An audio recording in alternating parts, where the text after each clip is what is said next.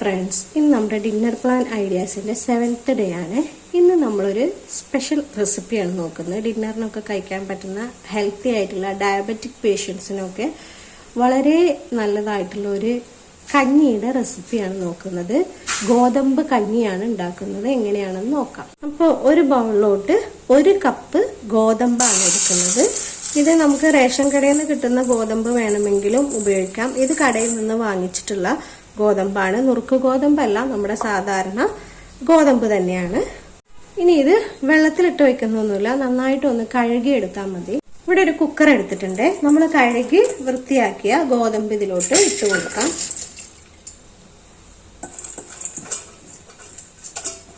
ഇനി ഗോതമ്പ് ഒന്ന് വേവാൻ ആവശ്യമായിട്ടുള്ള വെള്ളം കൂടെ നമുക്ക് ഒഴിച്ചു കൊടുക്കാം. ഇനി ആവശ്യത്തിനുള്ള ഉപ്പ് ചേർത്ത് കൊടുക്കാം.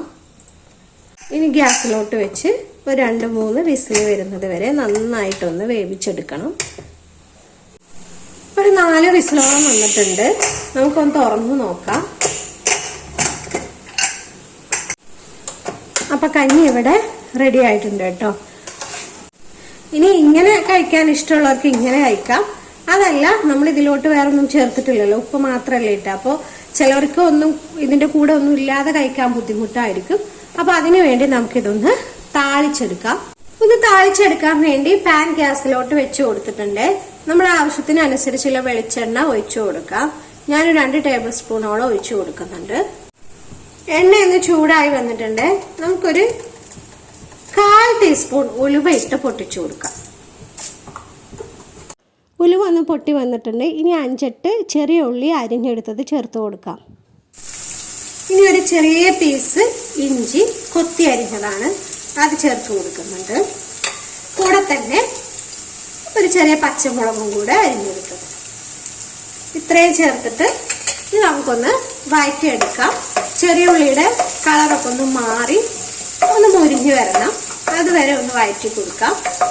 ഇനി കുറച്ച് കറിവേപ്പിലയും കൂടെ ചേർത്ത് കൊടുക്കാം. ചെറിയുള്ളി ഒന്ന് മൂത്ത് വന്നിട്ടുണ്ട്. ഇനി നമ്മൾ ഉണ്ടാക്കി വെച്ചിരിക്കുന്ന കഞ്ഞി ഇതിലോട്ട് ചേർത്ത് കൊടുക്കാം.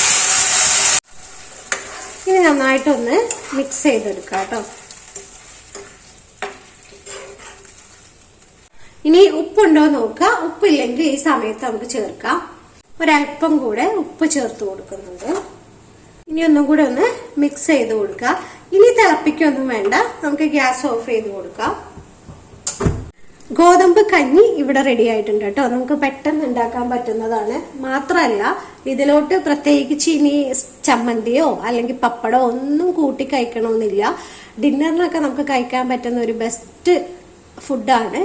മാത്രമല്ല, നമുക്ക് ഡയറ്റിംഗ് ഒക്കെ എടുക്കുന്ന ആളുകൾക്ക്, ഡയബറ്റിക് പേഷ്യൻസിന് ഒക്കെ ഇത് കഴിക്കുന്നത് നല്ലതായിരിക്കും.